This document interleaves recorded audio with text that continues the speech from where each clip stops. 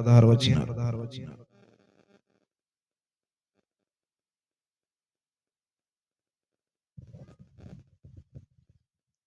మలాకీ గ్రంథం 2వ అధ్యాయం 15-16 వచనాలు.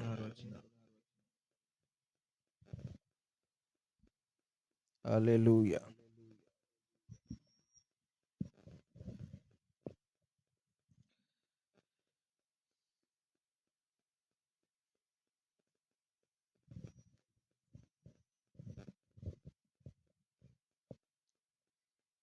ఎందుకంటే రేపు పొద్దున్న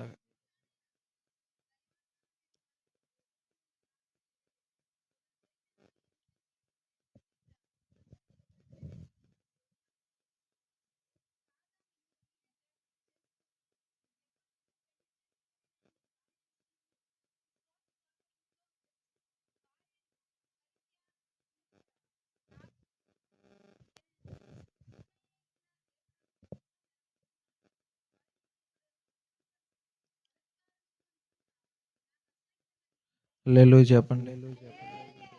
ఏముంది అక్కడ?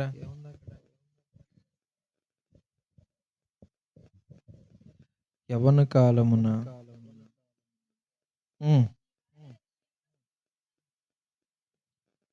అందరూ అనండి ఈ మాట. యవ్వన కాలమున పెండ్లి చేసుకొనిన మీ భార్యల విషయములలో విశ్వాసఘాతకులు కాకుడి.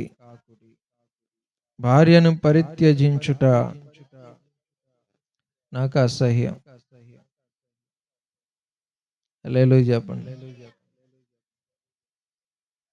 కొంచెమైనా దైవాత్మతో నిండిన వాడు ఇలాగ చేయడు అని ఉంది.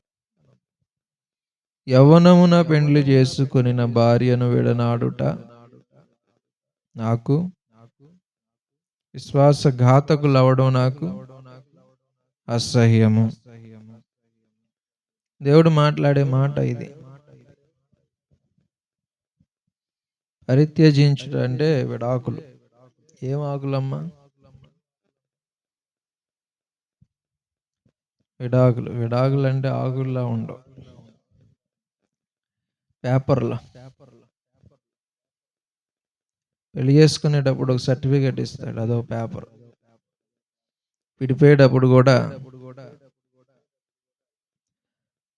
యవ్వనమున పెండ్లాడినటువంటి భార్యను ఏం చేయకూడదు, విడనాడితే ఏమవుతుంది? పోయిన వారం చదివారు మీరు మత్తయి సువార్త 5లో ఏమని రాస్తుంది అక్కడ?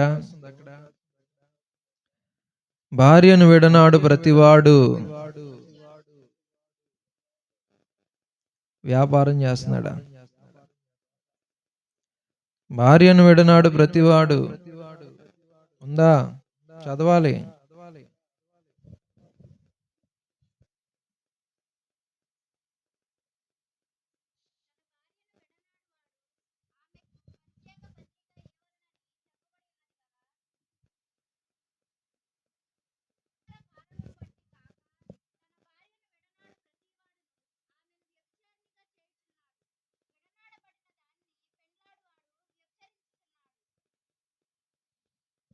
హల్లెలూయా.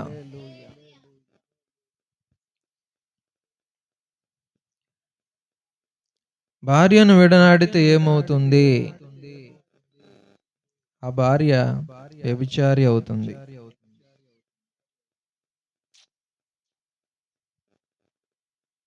మధ్యలో తిరగకూడదు. హల్లెలూయా చెప్పండి అందరూ. అమ్మలారా మీ అందరికి అర్థమవుతుందా? యవ్వన కాలంలో పెళ్లి చేసుకున్న భార్యను విడనాడకూడదు. విడనాడితే ఏమవుతుందంటే వాక్యం ఏం చెప్తుంది తెలుసా? ఇక్కడ నువ్వు విడనాడిన భార్యను వేశ్యగా చేస్తున్నావు. ఆమెను పెళ్లి చేసుకున్నవాడు కూడా ఆమెతో వ్యభిచారం చేస్తున్నాడు. నువ్వు పెళ్లి చేసుకుంటే నువ్వు కూడా చేసేదేంటి? వ్యభిచారం. జరిగేది అది. పెళ్లి చేసుకున్న తర్వాత, యవ్వనమున పెళ్లి చేసుకున్న తర్వాత విడనాడితే అది దేని క్రిందకు వస్తుంది?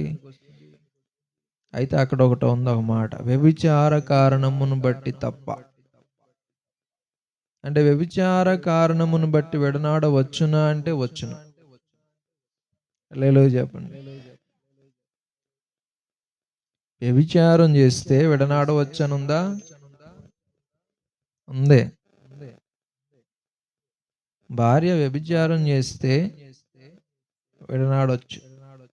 విడనాడమని కాదు, ఒకవేళ విడనాడాల్సిన పరిస్థితి వస్తే అది భార్య వ్యభిచరించడమే అవ్వాలి తప్ప మరి ఏది కాకూడదు. విడిపోవడానికి ఎన్ని కారణాలు? ఎన్నో తెలుసా? కొత్తగా పెళ్ళైనప్పుడు కోల్గేట్ టూత్ పేస్ట్ వాళ్ళ ఆవిడ చివరి నుంచి నొక్కమంటదంట బ్రష్ మీదకి, ఈడు మధ్యలో నుంచి నొక్కేస్తాడంట. అందుకు విడాకులు అయిపోయినాయి. నిజంగానే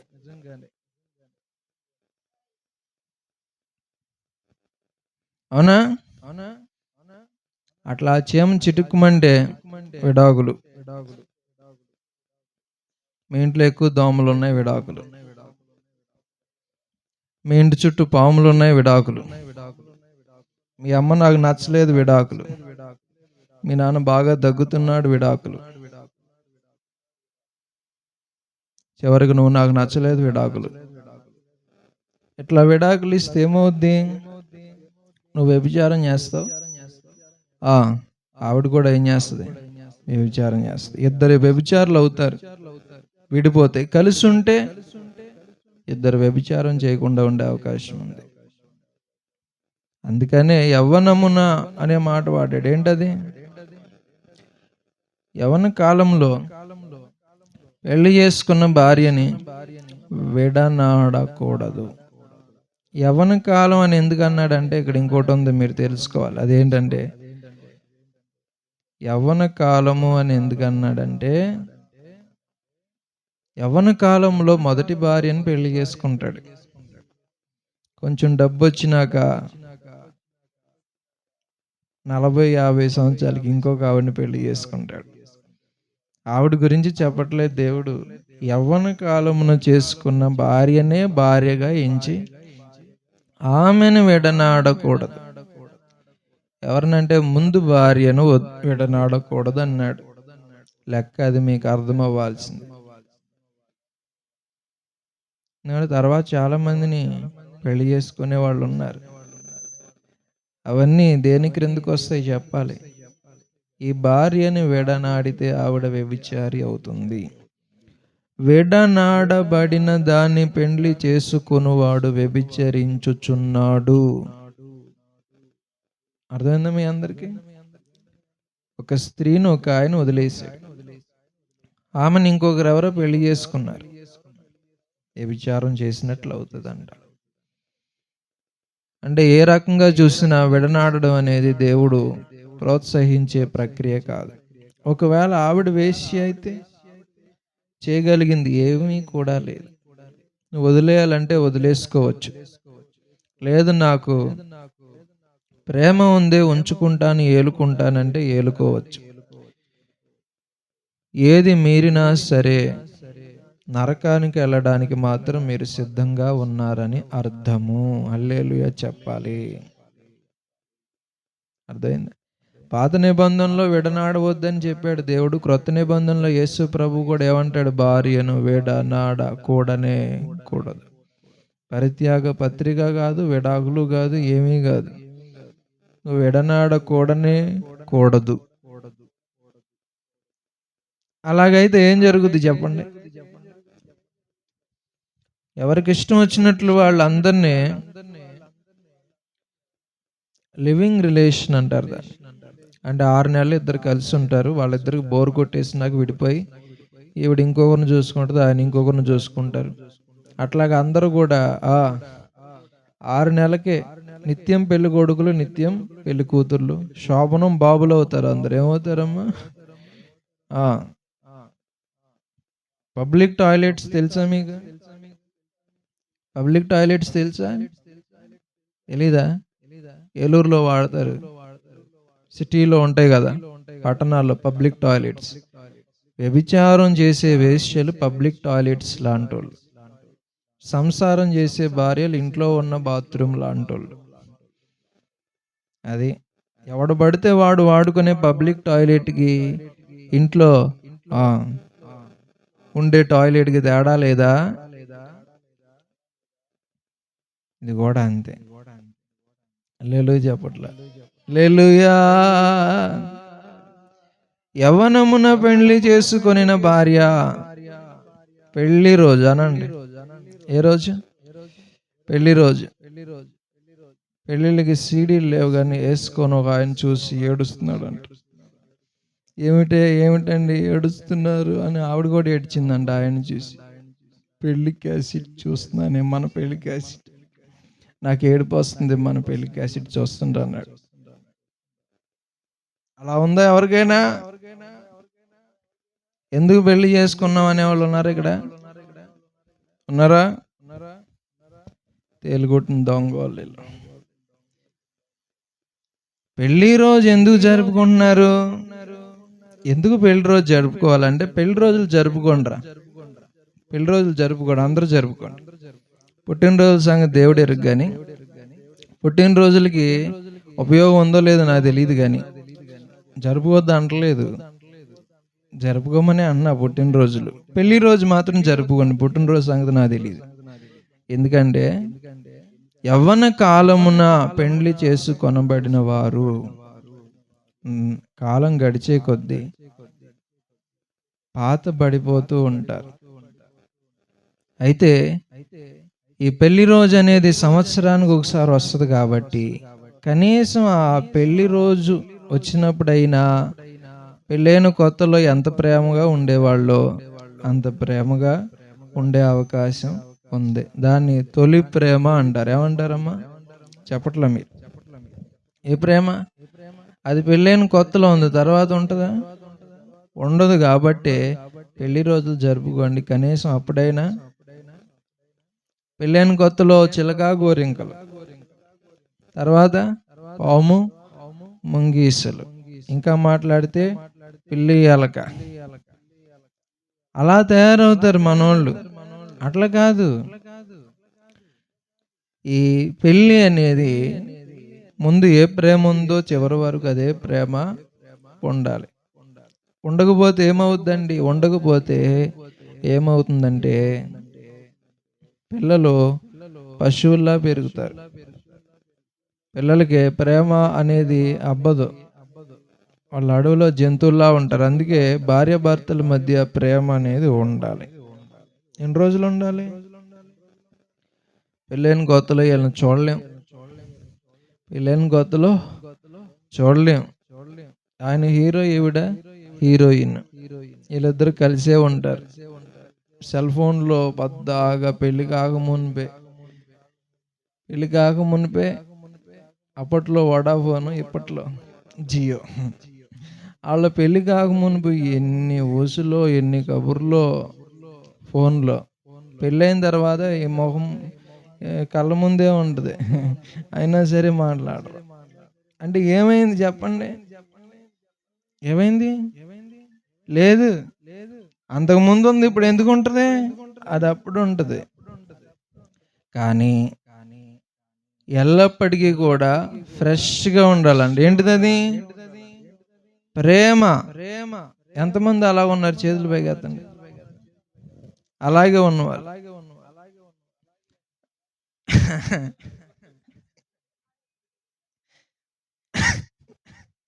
హల్లెలూయా. అమ్మలారా, మీ అందరికి అర్థమవుతుంది? అర్థం కావట్లేదా? భార్య భర్తలుగా ఎందుకున్నారా బాబు అంటే చెప్పండి. ఎందుకున్నారు? తప్పదు కాబట్టి ఉన్నారు. మైక్ అక్కర్లేదు.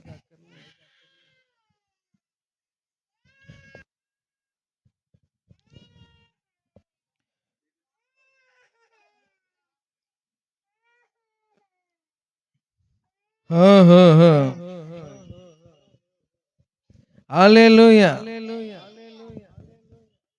కాదు, వీళ్ళు పార్కులోకి వెళ్తారు, ఇలాంటిది ఇది ఉంటుందండి. బల్ల అటౌడి టీని కూర్చుంటారు. 2 కూల్ డ్రింకులు ఉంటాయి, ఒకరి చేతులు ఒకరు పట్టుకుంటారు. ఆవిడ కూల్ డ్రింక్లో ఉన్న స్ట్రాలో ఈయన తాగుతాడు, ఈవిడ కూల్ డ్రింక్లో ఉన్న స్ట్రాలో, లేదంటే ఒకే డ్రింక్లో 2 స్ట్రాలు వేసుకొని తాగి, అమ్మో చూడడానికి 2 కళ్ళు సరిపోవు, కళ్ళజోడ పెట్టుకొని 4 కళ్ళుతో చూడాలి. అవునా కదా? పెళ్ళైన కొత్తలో ఒకరొకరు అన్నం తినిపించుకుంటారు. కొంతకాలం గడిచేసరికి అన్నం పెట్టమంటే పెట్టుకెళ్ళి, మంచినీళ్ళు ఇవ్వండి, అక్కడ ఉన్నాయి ముంచుకో అన్నారు. ఏమైపోయిందిరా ఇది? వెలిచిపోయింది అంటారు చూసారా, అలాగా.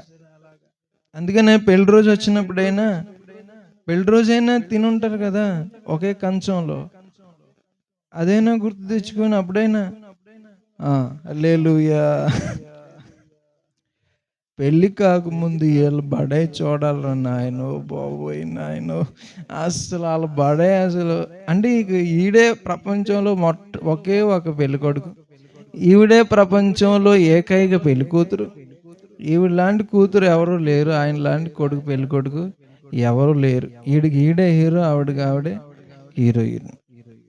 ఇక పెళ్ళైన తర్వాత హీరోలు విలన్లు ఏం అక్కర్లా, ఈయనే విలను, ఆవిడే, ఇద్దరు విలన్స్ ఒకరికొకరు. ఇవన్నీ నేను చూసి చెప్తున్నాను దేవుడి బిడ్డలారా, ఇవన్నీ నా కళ్ళతో చూశాను. బడాయి మామూలు బడాయి కాదు. కొంతమందికి పద్దాక పంచాయతీలు, పద్దాక సెటిల్మెంట్లు, పద్దాక ఇదా పెళ్ళంటే, ఇదా ప్రేమ అంటే, దరిద్రం అని. హల్లెలూయా చెప్పండి అందరూ. అర్థమవుతుందా?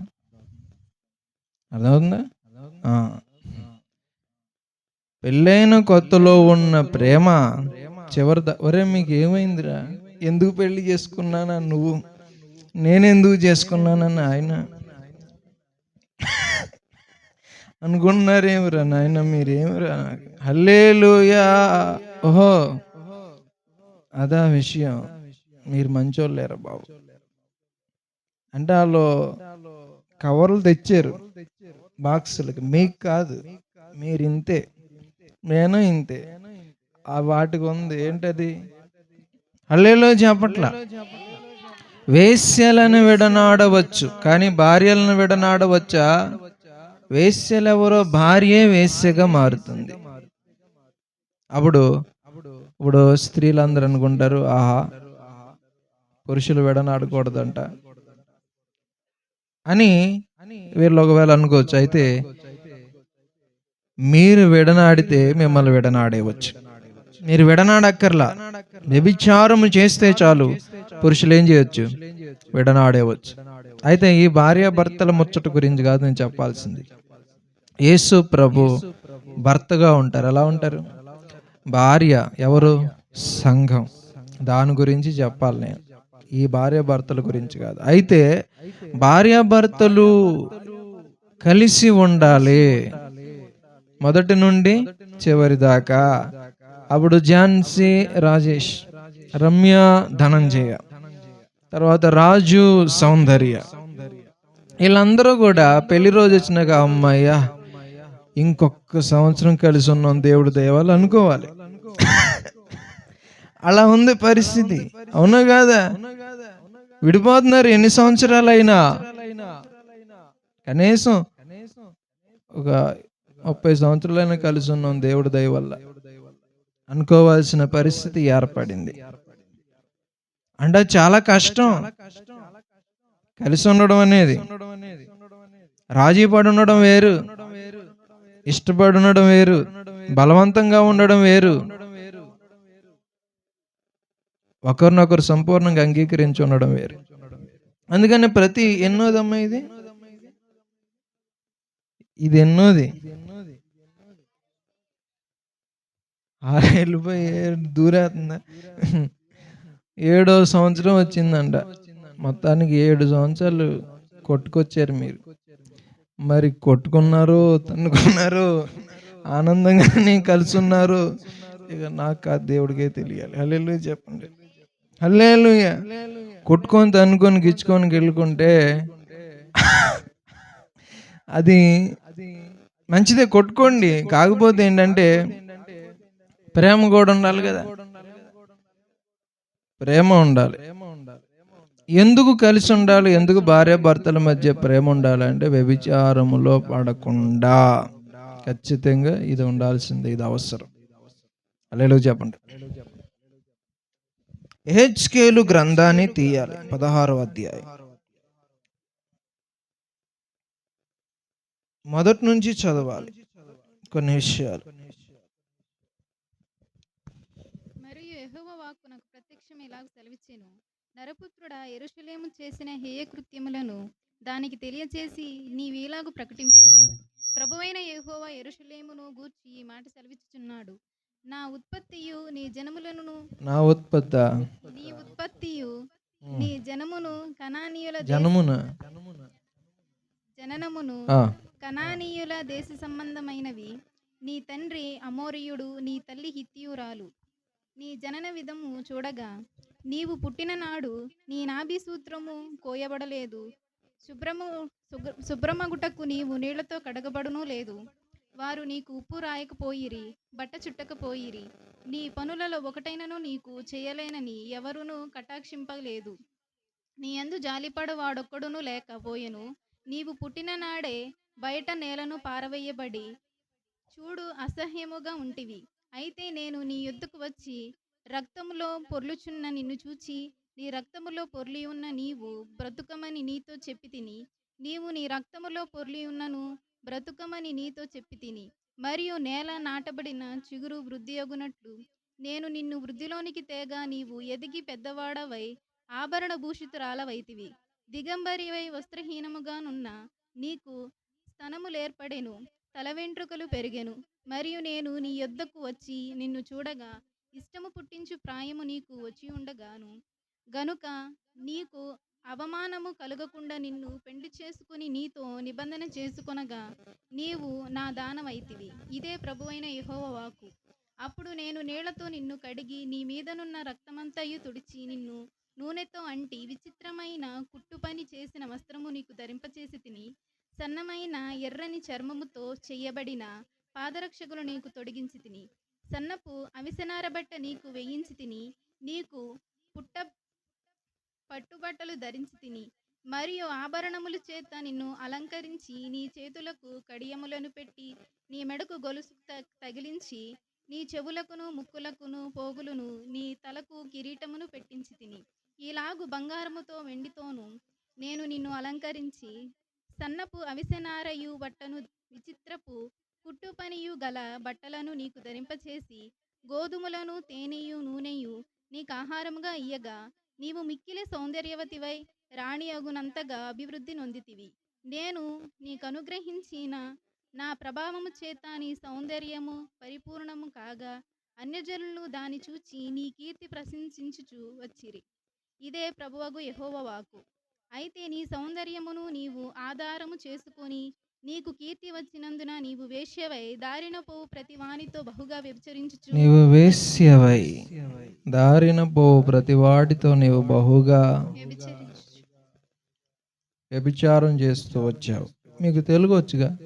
చదివినప్పుడు విన్నారా? ఏం చదివింది అనేది? చదువు, వినండి అలాగే.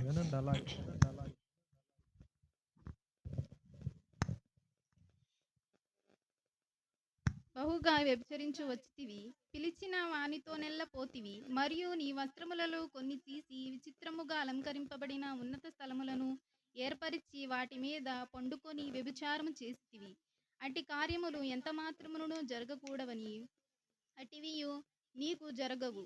నేను నీకిచ్చిన బంగారుయు వెండియునైన ఆభరణములను తీసుకుని నీవు పురుష రూప విగ్రహములు చేసుకొని వాటితో వ్యభిచరించితివి. అది వ్యభిచారం అంటే ఇక్కడ ఏంటి? ఇంతకీ ఆపండి, అమ్మాయి కాపండి. ఏంటి వ్యభిచారం అంటే? ఏంటి అంటే ఒక పిల్ల అండి, చిన్న పాప. ఆ పాప పుట్టిందంట. పుట్టినప్పుడు ఏం చేయాలి వాస్తవానికి? ఇప్పుడంటే రకరకాల సోపులు వచ్చాయి, సబ్బులు, వాటితో క్లీన్ చేస్తారు పుట్టిన పిల్లల్ని. ముందు నాభి సూత్రం అని ఉంటుంది, బొడ్డుకు ఉంటుంది, బిడ్డ బొడ్డుకు ఉంటుంది, దాన్ని కట్ చేయాలి. అలా ఎవరూ కట్ చేయలేదంట. తర్వాత ఉప్పు రాయలేదంట, నీళ్ళతో కడగలేదంట, బట్ట చుట్టలేదంట. ఇవన్నీ చేయాలని ఎవరు అనుకోలేదంట ఆవిడకి. చిన్న పిల్ల రక్తంలో పొర్లుతూ ఉందంట. అలా అలా అలా పొర్లుతూనే ఆ చిన్న పాప ఒక 25 సంవత్సరాల ఆడపిల్లగా ఎదిగిపోయిందంట, బట్టలు లేకుండానే. స్తనములు అట్లాగే ఏర్పడ్డాయంట, తల వెంట్రుకలు అలాగే పెరిగాయంట, బట్టలు లేవంట. అప్పుడు ఆయన వచ్చి శుభ్రం చేసి నీళ్లతో మంచి పట్టు వస్త్రాలు ధరింపజేసి ఆభరణాలు కూడా పెట్టి ఆమెను తీసుకొని వెళ్ళి పెళ్లి చేసుకొని నూనె, తేనె, గోధుమలు ఇట్లాంటి ఇత్యాది శ్రేష్టమైన పదార్థాలతో ఆమెని పుష్టి నొందే విధముగా చూసుకున్నాడు, జాగ్రత్తగా సంరక్షించుకుంటే. ఆవిడేం చేసింది అనుకున్నారు? సౌందర్యవతి అయిపోయింది, చాలా అందంగా తయారైంది. ఆవిడ ఇప్పుడేం చేస్తుందంటే తన అందాన్ని ఆధారం చేసుకొని కనిపించిన వారితో నెల్ల వ్యభిచరించుచూ వచ్చుచున్నది. లెక్కది. అంటే దేవుడు అలా పోల్చాడు సంఘాన్ని. అంటే నువ్వే నిన్ను ఏమీ లేని దశ నుంచి నాభి సూత్రం కత్తిరించి నిన్ను ఆదరించి నీళ్లతో కడగడం అంటే ఆయన శుభ్రముగా నీ పాపాలన్నిటినీ కూడా కడిగేసి నీ కంటిన మాలిన్యాన్ని తొలగించి నిన్ను శుద్ధురాలుగా చేశాడు. ఇంతకే ఆవిడ నేలను ఎందుకు పారవేయబడింది? తల్లిదండ్రులు పారేయరు అలాగా. ఎందుకు పారవేయబడింది అంటే చెప్తా. కుర్రోళ్ళు, ఈ ఆడపిల్లలు కుర్రోళ్ళు వీళ్ళంతా కూడా ఏం చేస్తారు అనుకున్నారు? పెళ్లికి ముందే వారు ఘోర అఘాయిత్యానికి పాల్పడి వారు గర్భవతులు అవుతుంటారు. వాడు వదిలేసి వెళ్ళిపోతాడు. ఈవిడ ఆ బిడ్డని పెంచలేక ఎక్కడో ఏ చెత్తకుండీలోనో ఏ రైల్వే స్టేషన్లో ఎక్కడో పడేస్తుంది.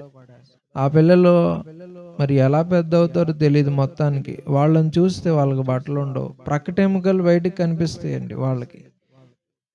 అట్లాగా వ్యభిచార మూలముగా పుట్టిన సంతానం కాబట్టి వాళ్ళకి ఆ గతి పట్టింది, అలా పారవేయబడ్డారు.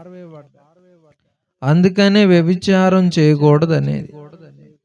సక్రమంగా, దైవికముగా, నీతిగా వివాహ ధర్మాన్ని మరణం వరకు పాటించి కలిసి ఉండి బిడ్డల్ని కన్నవారు తండ్రి ప్రేమ ఉంటుంది, తల్లి ప్రేమ ఉంటుంది. తండ్రి ఎవరంటే చెప్పగలరు, మీ నాన్న ఎవరంటే చెప్పగలడు, మీ అమ్మ ఎవరంటే చెప్పగలడు, మీ అత్త ఎవరంటే చెప్పగలడు, మీ మీ నాయనమ్మ, మీ అమ్మమ్మ ఎవరెవరంటే అందరి పేర్లు చెప్పగలడు.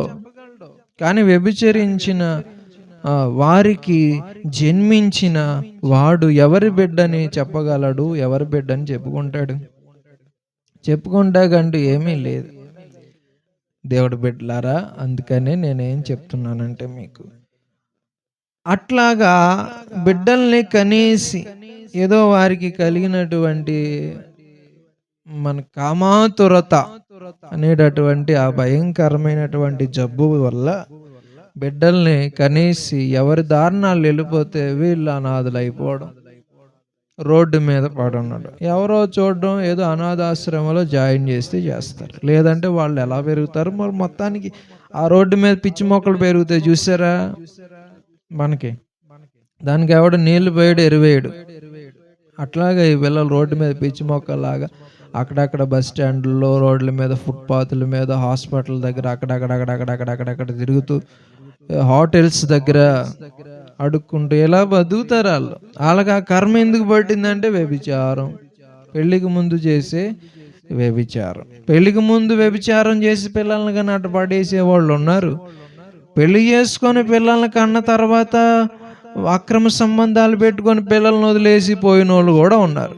పెళ్లికి ముందు వ్యభిచారం చేసిన పిల్లలు దిక్కులేని వాళ్ళే, పెళ్ళైన తర్వాత వ్యభిచారం చేసిన పిల్లలు దిక్కులేని వాళ్ళే అవుతున్నారు. హల్లెలూయా చెప్పండి.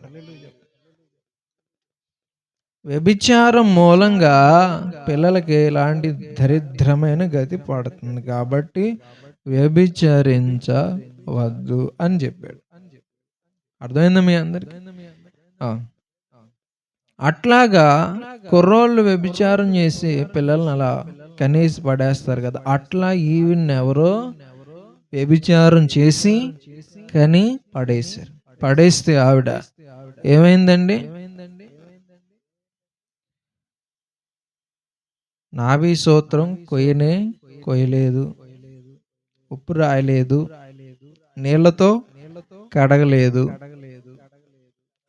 రక్తంగా ఒళ్ళంతా ఉంది. ఆవిడ అలా పడుకొని డొల్లుతుంది, ఏడుస్తుంది. ఆ పాప ఆడపిల్ల ఎవడో పట్టించుకోడు. చూస్తున్నాడు ఈయన, ఎవడని వస్తాడని రావట్లే. ఎంతసేపు చూసాడంటే ఆయన, ఆ అమ్మాయి పెద్ద ఈ స్తనములు అంటే పాలిచ్చే తిత్తులు, పాల తిత్తులు అంటారు, రొమ్ము భాగం అంత పెద్దదయ్యేంత వరకు చూస్తూనే ఉన్నాడు ఆయన. ఎవడో రావట్లే. అప్పుడు ఆయనే వచ్చి ఆ అమ్మాయిని శుభ్రంగా నీళ్ళతో కడిగి బట్టలు ధరింపజేసి ఆమెను పెళ్లి చేసుకున్నాడు. ఎలాంటి పరిస్థితుల్లో పెళ్లి చేసుకున్నాడో మీకు చెప్పనా? చాలా బాగా వినండి. అప్పుడు ఏముండేదంటే ఆ రోజుల్లో బానిసలు. చెప్పండి ఎవరు? యోసేపు ఐగుప్తుకి ఎలా అమ్మబడ్డాడు? బానిసగా అమ్మబడ్డాడు. ఆయన దేవుడు బిడ్డలారా, వాళ్ళ అన్నయ్యలు అమ్మేశారు, డబ్బులకి అమ్మేశారు మొత్తాన్ని. అయితే ఆ రోజుల్లో ఎలా ఉండేదంటే చేపలు, చికెన్, మటన్, మరి బీఫ్, లేదంటే పంది మాంసం. మరి పంది మాంసం ఏమంటారు నాకు తెలియదు. ఇవన్నీ అమ్ముతారు కదా చికెన్ షాప్లో. అట్లాగా కొన్ని చేపలు అమ్మే చోట, కొన్ని రెస్టారెంట్లో అయితే, చైనా లాంటి రెస్టారెంట్లో బయటే ఉంటాయి. ఏంటంటే అవి గ్లాసీగా ఉంటుంది అనమాట. అవి అవి అందులో కప్పలు, పాములు, పీతలు, అమ్మో రకరకాలు అన్నీ ఉంటాయి.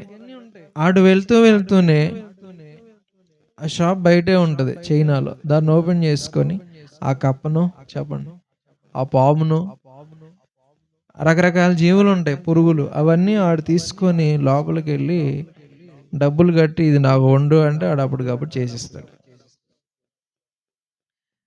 అందులో చేపలు మంచివి కూడా ఉంటాయి, అన్నీ ఇలాంటివే కాదు. అంటే కొన్ని హోటల్స్ అలాగ ఉంటాయి. నాన్ వెజ్ నీకు ఏది కావాలో అది నువ్వే తెచ్చుకొని అక్కడ పెట్టేస్తారు. లైవ్ ఫిష్ బ్రతికే ఉంటాయి, అవి తెచ్చుకొని డబ్బులు కడితే వాళ్ళు అప్పటికప్పుడు చేసిస్తారు. అట్లాగా చేపలను నమ్మినట్లుగా, కోళ్ళను నమ్మినట్లు, వేట మాంసం ఉంటుంది కదా, ఈ గొర్రెలు, మేకలు, వాటిని నమ్మినట్లు, ఎద్దులు నమ్మినట్లుగా ఈ అమ్మబడిన వాళ్ళని, బానిసల్ని అమ్మేసిన వాళ్ళు ఏం చేస్తారంటే మగవాళ్ళను, ఆడవాళ్ళను కూడా వరుసగా నిలబెడతారు. వాళ్ళకి బట్టలేరు. ఏమేరు?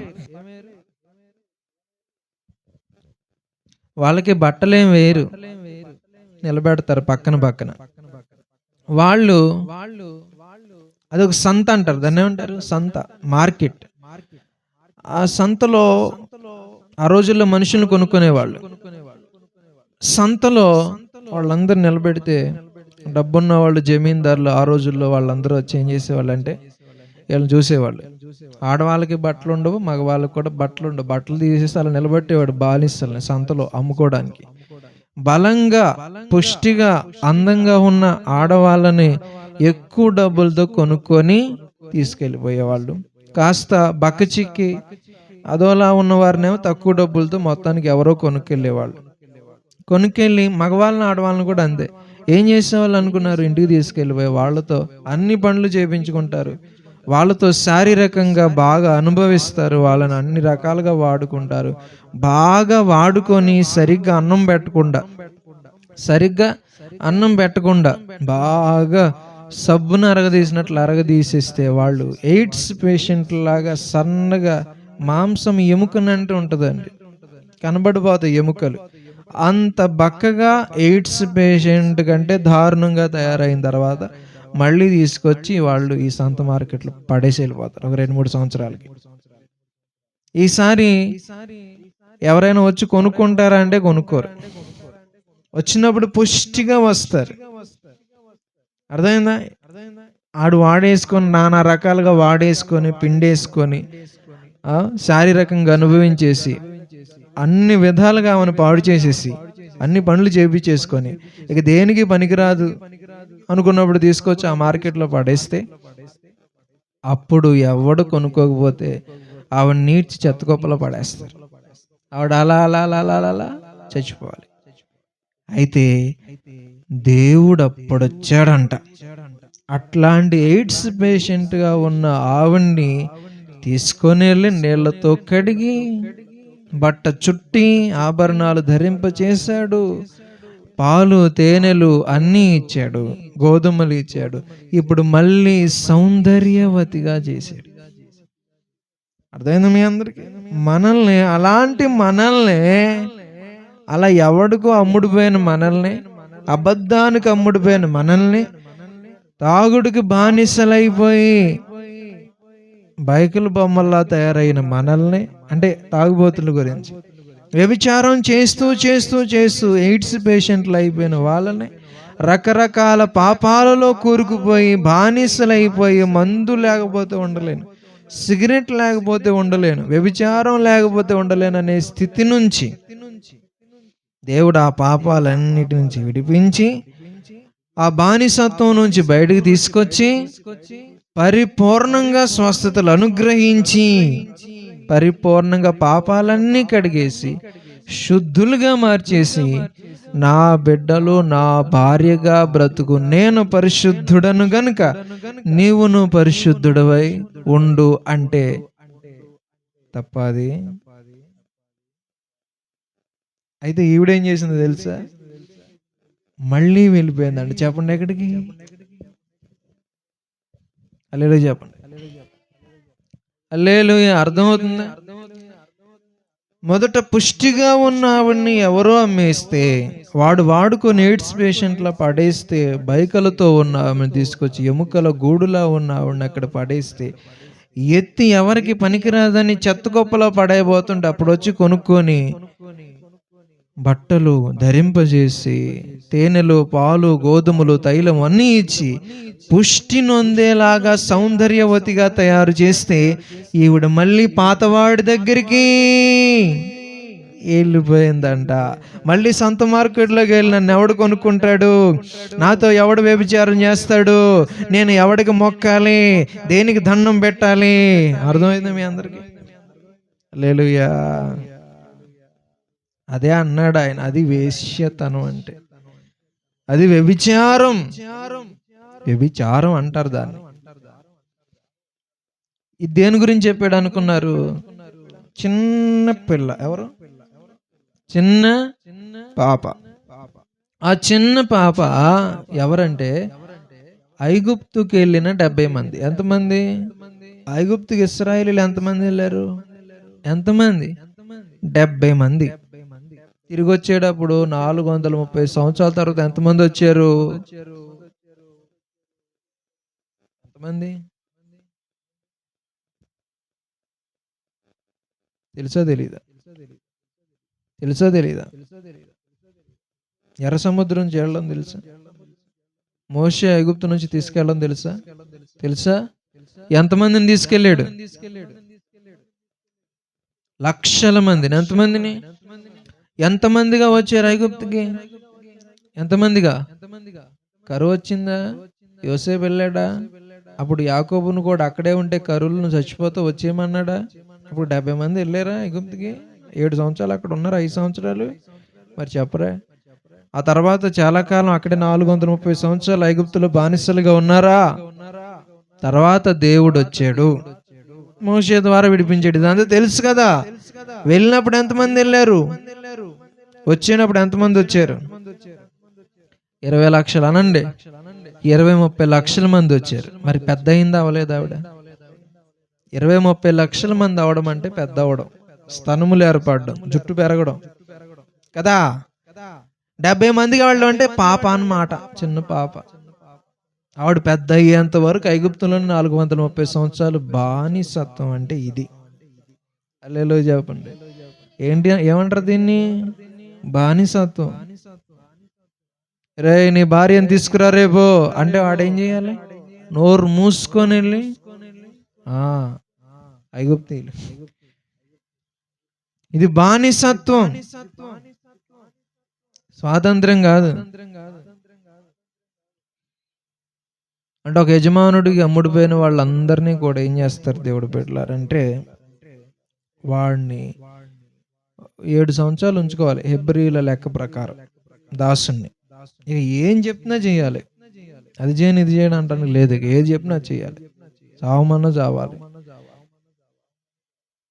అలాంటిదే కువైట్లో జరుగుతుంది అంటారు, కానీ అది నిజం కాదు పూర్తిగా. అక్కడ వాళ్ళు ఎలా ఉంటారో తెలుసా?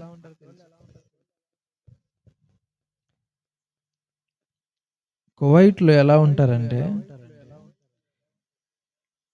చాలా అంతస్తులు ఇల్లు ఉంటాయండి, బోలెడని అంతస్తులు. గ్యాస్ సిలిండర్ వాళ్ళే పైనుంచి కిందకి దింపుకోవాలి, వాళ్ళే పైకి పట్టుకెళ్ళాలి.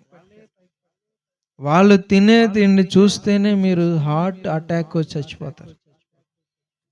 వాళ్ళు అన్నీ తినరు, అర్ధరాత్రి 3 దాకా తింటారంట. నువ్వు తింటావా? తింటారా మీరు? మనం అరగక చచ్చిపోతాం. మన లోపలికి వెళ్ళిన అన్ని ఫైట్ చేసుకుంటాయి. అవన్నీ కూడా భయంకరమైన తిండి తింటారు కువైట్లో ఉన్నవాళ్ళు. వాళ్ళకి చేసి పెట్టడం అంటే, మన వాళ్ళు పొద్దున్నే టిఫిన్, మధ్యాహ్నం భోజనం, సాయంత్రం వంట చేయడానికి చచ్చిపోతున్నారు. భర్త చేత బట్టలు ఉతికిచ్చేవాళ్ళు కొందరు, బెండకాయలు కోయించేవాళ్ళు కొందరు. కానీ వాళ్ళు పొద్దున్నే ఒకడేం అడుగుతాడు, పిల్లోడు నాకు పూరి అంటాడు. పిల్ల ఏం అడుగుతుంది అనుకున్నారు? నాకు దోశ అంటది. వాళ్ళ అమ్మ నాన్న ఏం అడుగుతారు అనుకున్నారు? నాకు చికెన్ కబాబు కావాలి. బ్రేక్ఫాస్ట్లోకి వాళ్ళ ఇంట్లో ఎంతమంది ఉంటే అందరూ ఒక్కో రకమైన వంటకం కావాలంటారు. మధ్యాహ్నం అదే తంతు, ఉదయం బ్రేక్ఫాస్ట్లో అదే తంతు, సాయంత్రం డిన్నర్లో కూడా అదే తంతు వాళ్ళది. అన్ని చేస్తారు కదా వీళ్ళు. అక్కడ మంచినీళ్ళే దొరకవు సరిగ్గా. వాన ఒకసారి పడుతుంది సంవత్సరానికి కువైట్లో. మంచినీళ్ళు కొనుక్కుంటారు వాళ్ళు ఇంత కష్టపడతారు కదా, హాస్పిటల్కి తీసుకెళ్ళరు సరిగ్గా, వాళ్ళు తీసుకెళ్ళరు, వెళ్ళనివ్వరు కూడా. మరి వీళ్ళేం తిని బతుకుతున్నారు అంటారా? వీళ్ళు తినేది ఏంటంటే ఒక రొట్టె పాలల్లో ముంచుకొని తింటారు. తెలుసా మీకు? అలా బతుకుతారు అక్కడ ఉన్న వాళ్ళు. ఒక అమ్మాయి ఇలా నడుచుకుంటూ వెళ్ళి గుమ్మానికి తగిలిందంట. పెయింటింగ్ పోతుందని కొట్టాడంట అలా బాబా.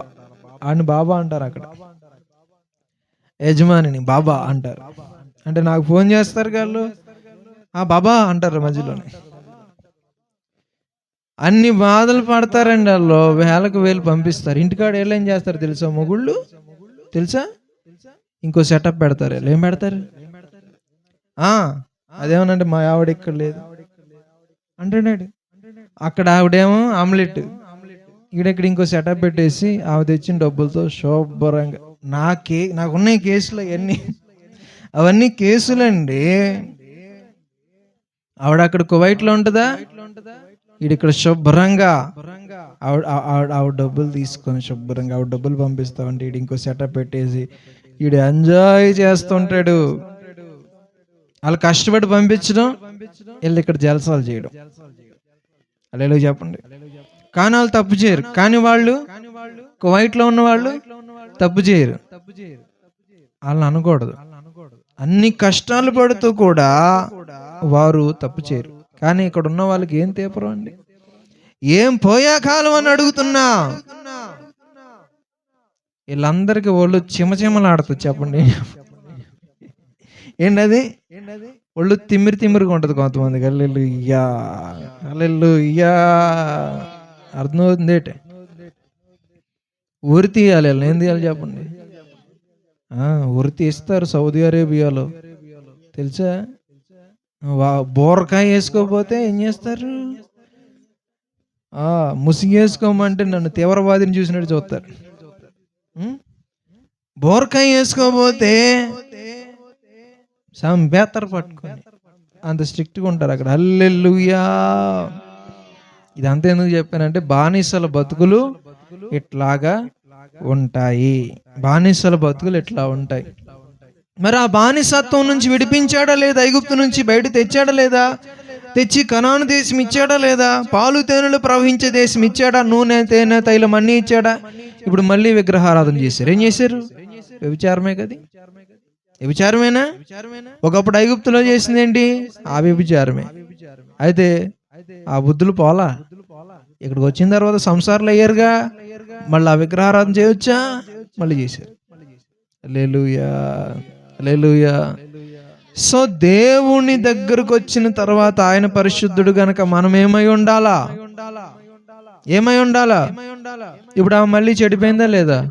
కనానులో ఇశ్రాయేలీయులను ఆ సమయాల్లో కనానులో నుంచి చెదరగొట్టాడు లేదా? యెరూషలేము నుంచి బబులోనుకు ఒకసారి, అష్షూరుకు ఒకసారి చెరగా పంపించాడా లేదా? వ్యభిచారం విగ్రహారాధన చేసినందుకు పంపించాడు లేదా? మరి వేసి అయినందుకే కదా. ఇప్పుడు ఆయన వదిలేయాలా ఉంచుకోవాలా? మీరు చెప్పండి. వ్యభిచార కారణమును బట్టి వదిలేయాలా ఉంచుకోవాలా? అవునా? వదిలేయాలా? కానీ ఆయన ఏమన్నాడంటే, తల్లి అయిన మరచునేమో నేను నిన్ను మరువను, చూడుము నా అరచేతులలో నిన్ను చెక్కియున్నాను.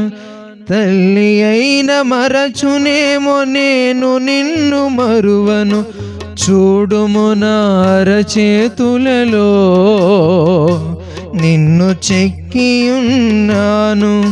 నీ పాదము తొట్టిల్లనీయను నేను, నిన్ను కాపాడువాడు కునుకడు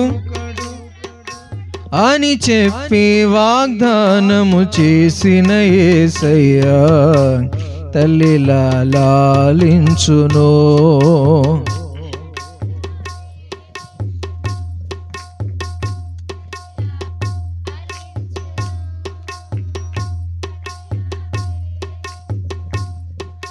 తల్లి అయిన మరచునేమో నేను నిన్ను మరువను, చూడుము నా అరచేతులలో నిన్ను చెక్కియున్నాను. తల్లి అయిన మరచునేమో నేను నిన్ను మరువను, చూడుము నా అరచేతులలో నిన్ను చెక్కియున్నాను. నీ పాదము తొట్టిల్లనీయను నేను, నిన్ను కాపాడువాడు కునుకడు.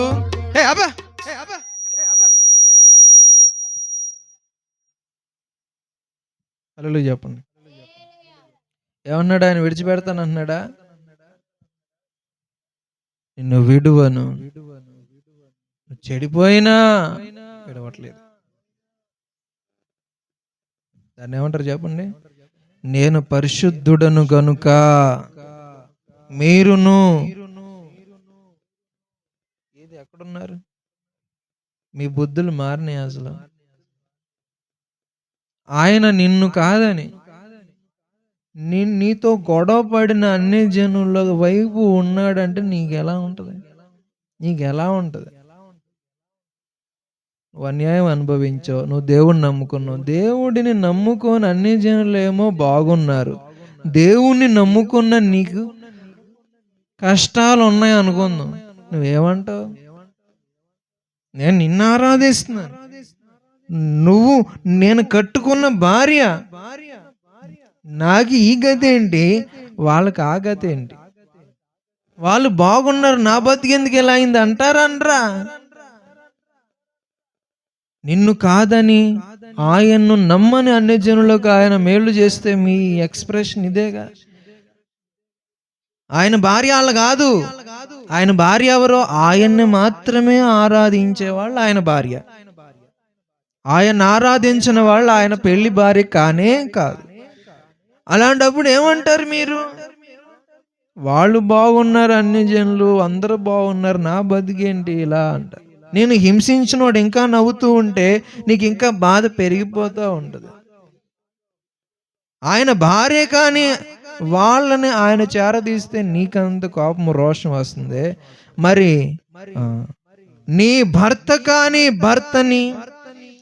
నీ భర్తను వదిలిపెట్టి వేరొకరిని నువ్వు చేరితే ఆయన కోపం వస్తుందా రాదా? రోషం వస్తుందా రాదా? హల్లెలూయా చెప్పండి. హల్లెలూయా చెప్పండి. మరి ఏం చేయాలి? ఆయన పరిశుద్ధుడు గనుక. ఇశ్రాయేలుని భాగ్యం ఎంత గొప్పది. ఇశ్రాయేలీయులకే రక్షణ అనుకున్నారు పాత నిబంధనలు. ఎందుకంటే ఆయన అన్నాడు కనాను స్త్రీతో, నేను ఇశ్రాయేలీయుల యొద్దకు వచ్చాను కానీ మీ దగ్గరికి, అన్ని జనుల దగ్గరికి మొదట రాలా. మనం అందరం అన్ని జనులు. మొదట ఇశ్రాయేలు దగ్గరికి వెళ్ళాడు. ఆ ఇశ్రాయేలు ఆయన వదిలిపెట్టి ఆ అన్యుల్ని సేవించినప్పుడు మరి ఇశ్రాయేలుకు రోషం రావాలిగా. అందుకని అన్యులమైన మనల్ని ఆయన దగ్గర తీసుకోగానే ఇశ్రాయేలీలకి రోషం వచ్చేస్తుంది. హల్లెలూయా అని చెప్పండి అందరూ సరే.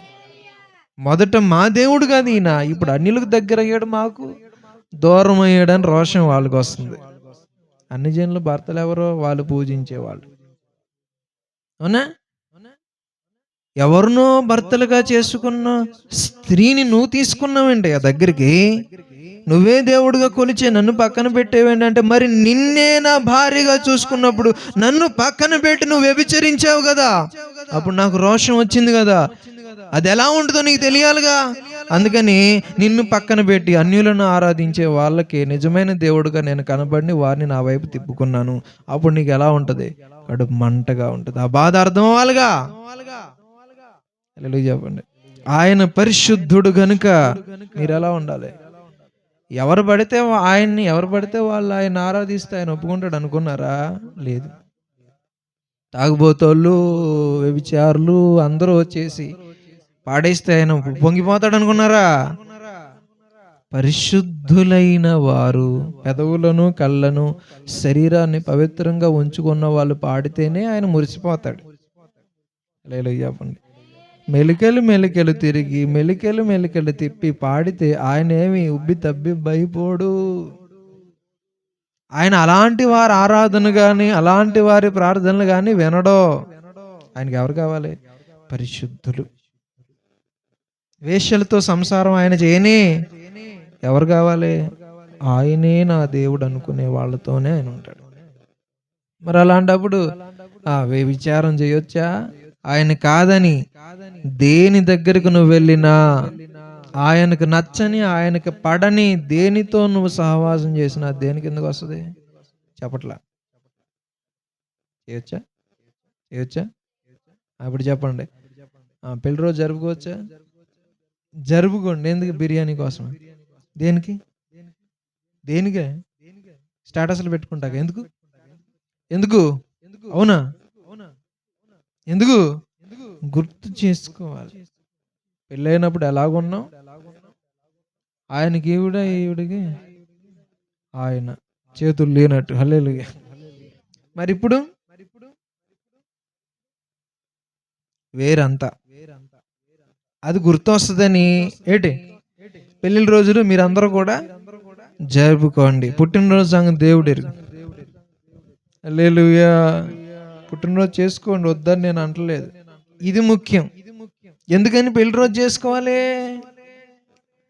తొలి ప్రేమ గుర్తుకు రావాలి. నీకు మొదటుండిన నీ ప్రేమ నీవు విడిచితివి అన్నాడా అనలేదా?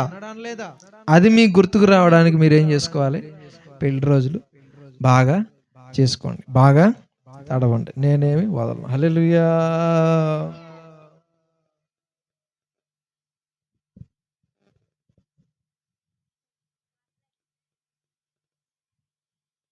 హల్లెలూయా.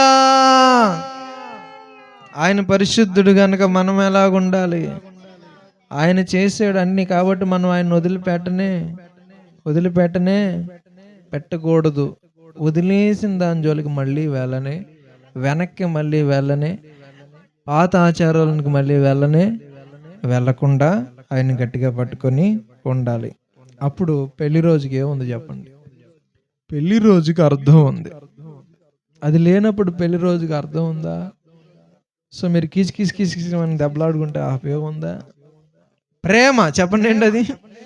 ప్రేమ, తొలి ప్రేమ, ముందున్న ప్రేమ చివరిదాకా అలాగే ఉండాలి. ఉండకపోతే ఏమవుద్ది? ఏదైనా జరగవచ్చు. ఏదైనా జరిగితే ఏమవుద్ది?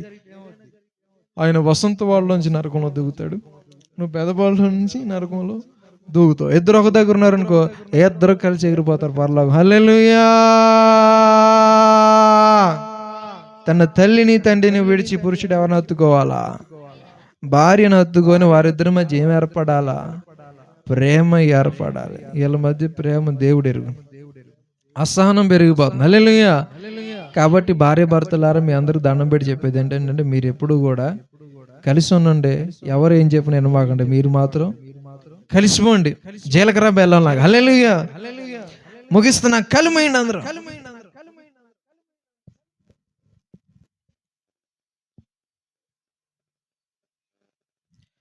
ప్రేమ యేసయ్య ప్రేమ, ప్రేమ యేసయ్య ప్రేమ, ప్రేమ యేసయ్య ప్రేమ, ప్రేమ యేసయ్య ప్రేమ. తల్లి మరచిన గాని నన్ను మరువనన్న ప్రేమ, తండ్రి విడిచిన గాని నన్ను విడువనన్న ప్రేమ, తల్లి మరచిన గాని నన్ను మరువనన్న ప్రేమ, తండ్రి విడిచిన గాని నన్ను విడువనన్న ప్రేమ, నే పడిపోతుంటే ఎత్తుకున్న ప్రేమ, తన కౌగిలిలో నన్ను దాచుకున్న ప్రేమ, నే పడిపోతుంటే ఎత్తుకున్న ప్రేమ, తన కౌగిలిలో. ప్రేమ యేసయ్య ప్రేమ, ప్రేమ యేసయ్య ప్రేమ, ప్రేమ యేసయ్య ప్రేమ, ప్రేమ యేసయ్య ప్రేమ. మారనిది మరువనిది వీడనిది, మారనిది మరువనిది వీడనిది, మారనిది మరువనిది. ప్రేమ యేసయ్య ప్రేమ, ప్రేమ, ప్రేమ యేసయ్య ప్రేమ,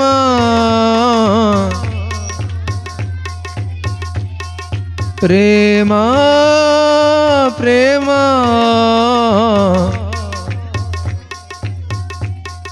ప్రేమ.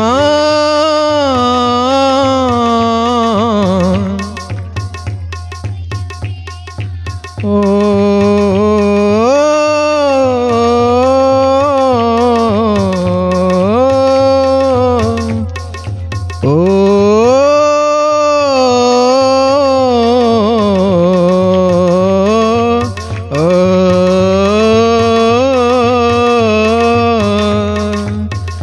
అనురాగాలతో ఆకర్షించి మమకారాలతో పాడాలి.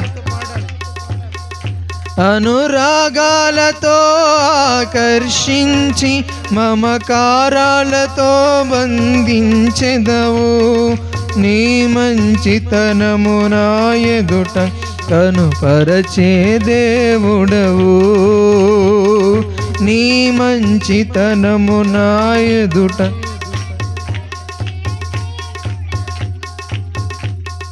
యవ్వన కాలపు నా ప్రేమను నీ వైపే మళ్ళించెదను, నీ హృదయములో ఆశలను నా ఆశయాలుగా తలచెదను.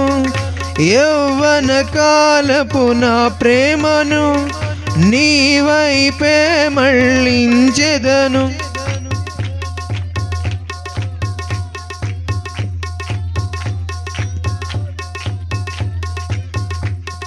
నిర్మలమైన ప్రేమను నీలో కనుగొన్నాను నేను, పరిశుద్ధ ప్రేమ బంధముతో నన్ను ఆకర్షించావు,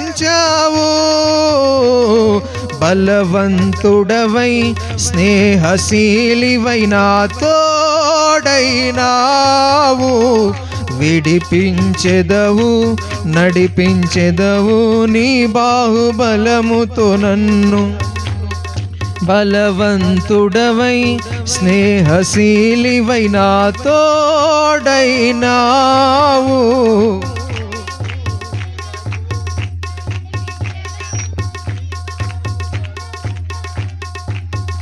అనురాగాలతో ఆకర్షించి మమకారాలతో, అనురాగాలతో ఆకర్షించి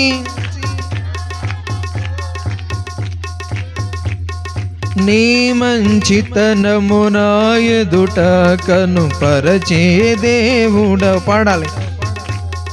నీ మంచితనము నా ఎదుట కనుపరచే దేవుడవు. ప్రేమ రూపమా, సత్య రూపమా, పరిశుద్ధ దైవమా. ప్రేమ రూపమా, సత్య రూపమా, నీలో నేను నిలుచుటకు నాలో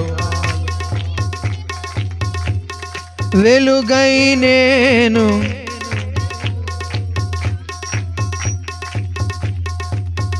నీ మాటలు నా మనుగడకు,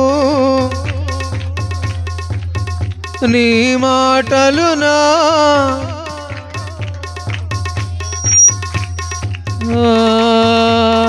సౌందర్య సియోనులో నా ప్రభువైన యేసయ్యను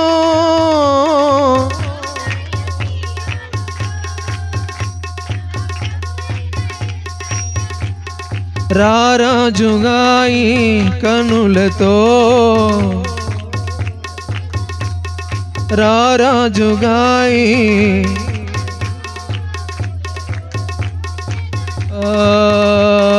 ప్రేమ రూపమా,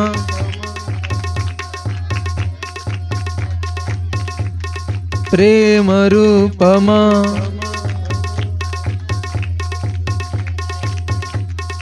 నీలో నేను నిలుచుటకు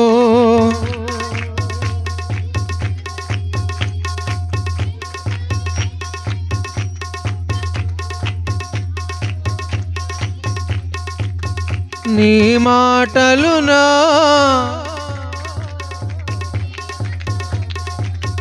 నీ మాటలు నా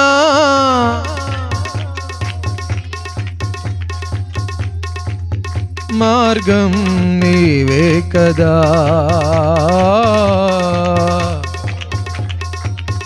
యేసయ్యా యేసయ్యా యేసయ్యా యేసయ్యా యేసయ్యా యేసయ్యా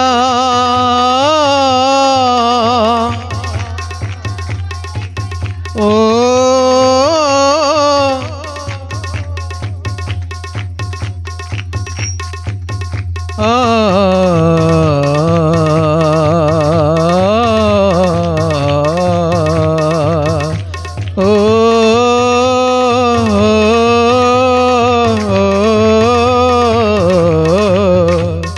నజరేతువాడ యూదుల రాజా ఇమ్మాను, అబ్రహాము దేవా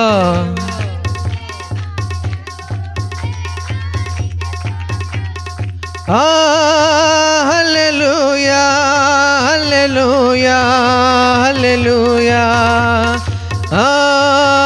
హల్లెలూయా హల్లెలూయా హల్లెలూయా హల్లెలూయా. ప్రేమగల ప్రభువా, పరిశుద్ధత, ఈ ప్రార్థన ఆశీర్వాదకరంగా జరిగించినట్లు సూచనగా వర్షం పంపినందుకు వందనాలు. మీకే మహిమ కలుగునుగాక. రాజేష్ జాన్షిని అనేకులకు ఆదర్శప్రాయమైన దంపతులుగా మీరు నిలవబెట్టుదురుగాక. మహిమను మీకు ఆరోపిస్తూ యేసుని నామమున ప్రార్థిస్తున్నాను తండ్రి, ఆమేన్. మన తండ్రి యేసు ప్రేమ, కుమారుడ యేసు కృప, పరిశుద్ధాత్మడ యేసు మనకు తోడుగా ఉండును గాక. ఆమేన్.